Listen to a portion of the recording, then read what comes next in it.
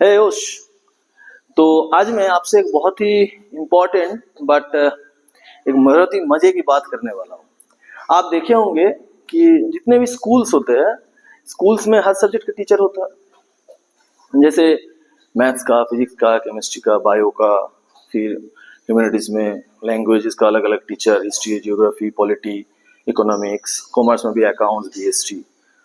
कभी कभी तो बड़े स्कूल हो तो एक ही सब्जेक्ट का 3-4 टीचर होते हो, अलग से पढ़ाते हैं। जैसे फिजिक्स का ही समझ लिए, कोई हीट पढ़ा रहा है, कोई इलेक्ट्रिसिटी पढ़ा रहा है, कोई मैकेनिक्स पढ़ा रहा है, कोई क्वांटम पार्ट पढ़ा रहा है।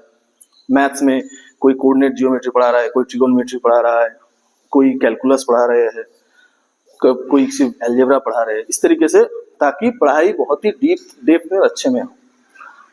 लेकिन जब स्पोर्ट्स की बात आता है तो सारे स्कूल में एक ही फिजिकल एजुकेशन का टीचर होता है, और वो जो बेचारे फिजिकल एजुकेशन का टीचर होता है उसको सब कुछ करना पड़ता है। स्कूल मैनेज, डिसिप्लिन मेंटेन तो करना ही पड़ता है। हर काम में उसको बुलाया जाता है और उसको हर स्पोर्ट्स आता है। मतलब प्रिंसिपल को या मैनेजमेंट को लगता है वो आदमी तो भगवान है, उसको सब कुछ स्पोर्ट्स आता है। Cricket, football, hockey, whatever it is, table tennis, badminton, फिर ड्रिल्स, हाँ, जैसे 26 जनवरी को होना है, 15 अगस्त को होना है, वो भी उसको आता है, वो भी वो कराएगा। और उसके साथ इंडोर गेम्स भी अगर कुछ हो गया तो उसी से पढ़ाई पार करेगा।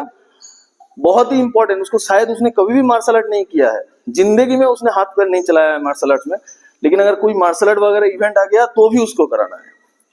तो मतलब पढ़ाई के लिए तो आपके पास अलग अलग टीचर है, और स्पोर्ट्स के लिए आपके पास वन मैन आर्मी है, वही सब कुछ कराएगा।